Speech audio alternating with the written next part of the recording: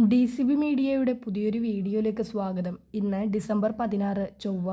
ഇന്നും തുടർന്നു വരുന്ന ദിവസങ്ങളിലും നിങ്ങൾ അറിഞ്ഞിരിക്കേണ്ട വളരെ പ്രധാനപ്പെട്ട വാർത്താ അപ്ഡേറ്റുകളാണ് ഷെയർ ചെയ്യുന്നത്. ചാനൽ ആദ്യമായി കാണുന്നവർ സബ്സ്ക്രൈബ് ചെയ്യുക, വീഡിയോ ഇഷ്ടമായാൽ ലൈക്ക് ചെയ്യുക, ഫേസ്ബുക്കിൽ കാണുന്നവർ പേജ് ഫോളോ കൂടി ചെയ്യുക. ആദ്യത്തെ അറിയിപ്പ്, നിലവിലെ വോട്ടർ പട്ടികയിൽ പേരുണ്ടായിരുന്നവരിൽ SIR ഫോം വിതരണത്തിൽ വിവിധ കാരണങ്ങളാൽ ഒഴിവാക്കപ്പെട്ടവരുടെ പട്ടിക ഇന്നോ നാളെയോ തിരഞ്ഞെടുപ്പ് കമ്മീഷന്റെ വെബ്സൈറ്റിൽ പ്രസിദ്ധീകരിക്കും. 2,78,59,855 വോട്ടർമാരാണ് നിലവിലെ പട്ടികയിലുള്ളത്. ഇവരിൽ 25,07,675 പേരിൽ നിന്നാണ് ഇന്നലെ വരെയുള്ള കണക്കുപ്രകാരം എന്യൂമറേഷൻ ഫോം പൂരിപ്പിച്ചു വാങ്ങാൻ കഴിയാത്തത്. മരിച്ചവർ, കണ്ടെത്താൻ സാധിക്കാത്തവർ, സ്ഥിരമായി താമസം മാറിയവർ, ഒന്നിലധികം തവണ പേരുൾപ്പെട്ടവർ എന്നിവരെ ഒഴിവാക്കിയെന്നാണ് കമ്മീഷന്റെ വാദം. അർഹരായവരെ ഒഴിവാക്കിയെന്ന് SIR കാലാവധിയായ 18-നകം ബോധ്യപ്പെടുത്തിയാൽ അവരുടെ പേരുകൾ 23-ന് പ്രസിദ്ധീകരിക്കുന്ന കരട് പട്ടികയിൽ ഉൾപ്പെടുത്തും. കരടിൽ ആക്ഷേപമറിയിക്കാനുള്ള സമയത്ത് ഫോം 7 സഹിതം ബോധ്യപ്പെടുത്തിയാൽ അന്തിമ പട്ടികയിൽ ഉൾപ്പെടുത്താനാകും. ഫെബ്രുവരി 21-ന് അന്തിമ വോട്ടർ പട്ടിക പ്രസിദ്ധീകരിക്കും. അടുത്ത അറിയിപ്പ്, 1 ലക്ഷം രൂപ എന്ന ലക്ഷ്യവുമായി സ്വർണ്ണവില കുതിക്കുകയാണ്. തിങ്കളാഴ്ച പവന് 1,080 രൂപ ഉയർന്ന് 99,280 രൂപയിലെത്തി പുതിയ റെക്കോർഡ് ഇട്ടിരുന്നു. ഗ്രാമിന് 135 രൂപ കൂടി 12,410 രൂപയുമായി. നിലവിലെ വിലയുടെ കൂടെ വെറും 720 രൂപ കൂടി ഉയർന്നാൽ സ്വർണ്ണവില 1 ലക്ഷം രൂപ എന്ന സംഖ്യയിലേക്കെത്തും. തിങ്കളാഴ്ച 2 തവണകളിലായാണ് വില മാറിമറിഞ്ഞത്. രാവിലെ പവൻ 600 രൂപയും ഉച്ചയ്ക്ക് ശേഷം 480 രൂപയുമായാണ് ഉയർന്നത്. ഗ്രാമിന് രാവിലെ 75 രൂപയും ഉച്ചയ്ക്ക് ശേഷം 60 രൂപയും കൂടി.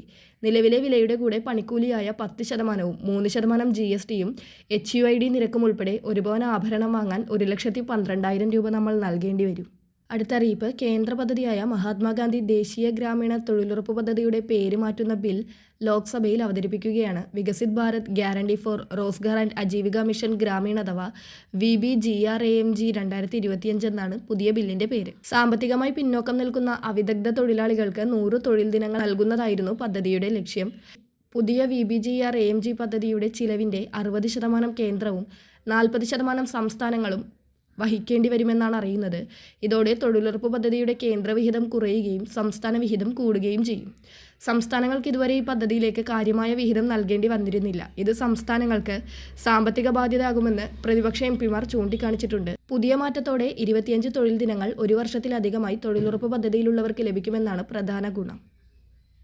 അടുത്ത അറിയിപ്പ്, സംസ്ഥാനത്ത് ഡിസംബർ മാസത്തെ ക്ഷേമ പെൻഷനായ 2,000 രൂപയുടെ വിതരണം ഡിസംബർ 15 തിങ്കൾ, അതായത് ഇന്നലെ മുതൽ ആരംഭിക്കുമെന്നാണ് ധനമന്ത്രി KN ബാലഗോപാൽ അറിയിച്ചിരുന്നതെങ്കിലും ഭൂരിഭാഗം പേരുടെയും അക്കൗണ്ടുകളിലേക്ക് തുക ഇന്നലെ എത്തിയിരുന്നില്ല.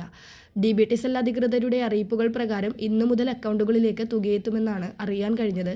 അതിനാൽ തന്നെ ഇന്നലെ തുകയെത്താത്തവർ വിഷമിക്കേണ്ടതില്ല, ഇന്ന് തുകയെത്തുന്നതായിരിക്കും. ഇന്നും നാളെയുമായിട്ടായിരിക്കും സഹകരണ ബാങ്ക് ജീവനക്കാർ വഴി വീടുകളിലേക്കുള്ള പെൻഷൻ വിതരണം സംസ്ഥാനത്ത് ആരംഭിക്കുക. ഡിസംബർ 25 ക്രിസ്മസിന് മുൻപായി തന്നെ ബാങ്ക് അക്കൗണ്ട് വഴിയും സഹകരണ ജീവനക്കാർ വഴി വീടുകളിലേക്ക് നേരിട്ടുമുള്ള പെൻഷൻ വിതരണം പൂർത്തിയാക്കുവാനാണ് പദ്ധതിയിട്ടിരിക്കുന്നത്.